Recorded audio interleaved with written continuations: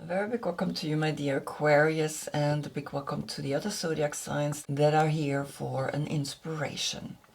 The sun is in Gemini and the moon is in your sign, and we're going to see what this combination is bringing. You're getting the Nine of Swords, and that's Mars in Gemini. But Mars is in Taurus, and so we're going to look at Taurus. But first of all, what is it that you feel when people look at you? This kind of feeling exposed, feeling that for some reason you have to hide, for some reason you not feeling comfortable maybe with your body. And the 9 is the completion, right? So it's all in your head because it's the swords, it's the mind that is bringing you this feeling. And so observe, what is it that is happening here? What is it that you feel when you have nightmares and dreams that maybe bring you the awareness, right? That Mars is an energy that fights. Are you fighting something? What are you fighting against, right? And yes, it's sometimes not just here I am and I not feel comfortable. It's the thoughts that are maybe came from your grandmother or your mother, and the lizard came up.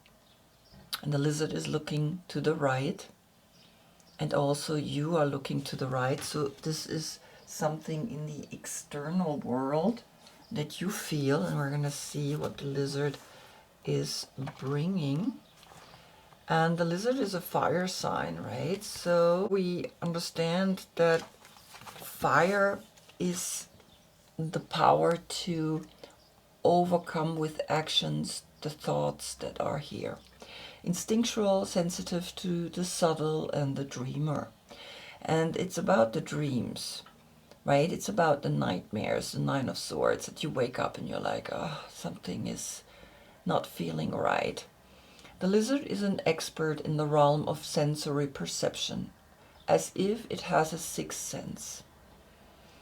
And it's the fourth animal, so the 9 and the 4 is the 13, the transformation. There is a transformation that's wanting to come to you, and maybe you need to look at it because then the 4 is left, so the lizard is left.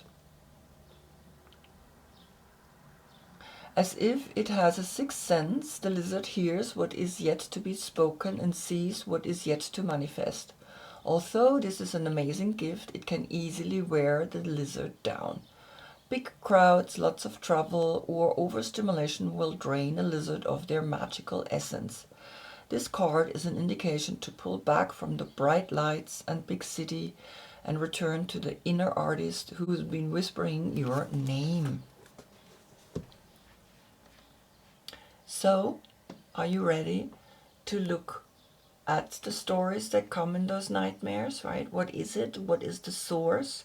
And are you ready to let go of you thinking too much and you thinking that, and this is really interesting because it's Gemini, Mars in Gemini, right? And the sun is in Gemini, so you feel it, I think, through the sun that these thoughts come, because Mars is in Taurus. So we're going to look at Taurus, how he helps you to ground yourself, because Taurus has that energy. He's very rooted. It's the bull. He's sitting in the grass and he's away from the crowd, right? So the Wheel of Fortune is appearing, and the Wheel of Fortune is Jupiter, and Jupiter is in Cancer right now. So I think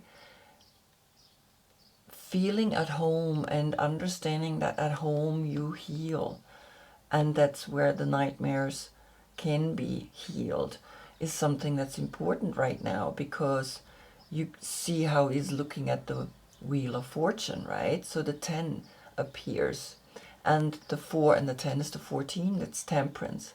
So find a middle way, find a place where you can recharge yourself, right? So that you don't have these nightmares, right? And understand that Mars in Taurus is bringing you the Wheel of Fortune, which is an expansion outwards, but also at the same time understand that you want to ground yourself, because we have the fixed signs in the corner. There is also Leo and Taurus, Scorpio, and you are the fixed sign. And Taurus is, as a fixed sign, something that you can understand to be grounded, to be here, right? Wherever you are here, you're at home, make yourself at home. And so it's beautiful because the 5 is left, and the 5 are the 5 senses, right? And in those 5 also is the altar, is the Hierophant, is the understanding that everything in life that you touch is something sacred. You make it sacred. Life is sacred. Food is sacred. The body is sacred. The physical is sacred. And so when you start learning that these thoughts maybe come not from you, maybe they come from your grandma, right? Or whoever, or your mother, that you learn to become more and more understanding with, you want to be treating yourself as a sacred body. And I think that's what's talking here really strongly, and that the expansion out into the world is something important, is something that you want and want to expand on. And I can also hear the 10 and the 9 make the 19, and that's the sun, the number for the sun in Gemini. And then the 10 is there left, the 10, and the 4, the 14, the 5 is left. The 14, Temperance, that's Sagittarius, and Sagittarius has, and Jupiter is connected with Sagittarius. So the Jupiter mind wants to expand, wants to go out there and learn and grow and make the lessons through philosophy and through studying, right? The philosophy of life, right? Because when we are in life, we start recognizing all of a sudden how complex this world is. And so I think there's a really beautiful message here, that you are learning to expand, but at the same time ground yourself. That's what Taurus brings, Mars in Taurus, right? So it's not Mars in Gemini, Mars in Taurus, that you have the opportunity to expand yourself and grow into many different directions. But also remember that here's a completion, here's an end of thinking these thoughts that are maybe not your thoughts anymore, and that you are going out there and you are like, okay, I'm gonna start a whole new cycle of life, because the 10 is a new one with the 0, and the 0 is the Fool, and the Fool is Uranus, right? And so Uranus is the new beginning, a new beginning that you say, I'm gonna go and do that new beginning, and that's the 10, right? And in there you see that the lizard is looking at it, is saying, yes, that's where I want to go, and I want to leave this behind me. Wow, beautiful message. Yeah, sometimes healing is not easy, but healing is possible, and it's the mind, and you are connected with the mind through the swords. So I hope I see you in the next reading. That's when we get the sun in Cancer. Until then, I thank you so much for being with me. Namaste.